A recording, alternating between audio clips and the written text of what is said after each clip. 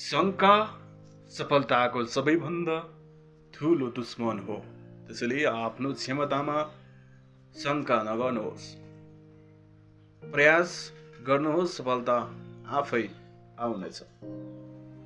शङ्का छोड, विश्वास राख, तिमीले सोचभन्दा धेरै गर्न सक्छौ। डर र शङ्का त्यागेपछि मात्रै अगाडि बढ्न सकिन्छ। शङ्का गर्ने मनले हिम्मत गर्ने मनले जितिन्छ। अर्थात् शङ्का गर्ने मनले भन्दा हिम्मत गर्ने मनले जितिन्छ। आजको शङ्का भोलिको हार बन्न सक्छ। विश्वास रोज नै पर्छ तपाईले। जब तिमी आफैमा विश्वास गर्छौ, शङ्का आफै हराउँछ।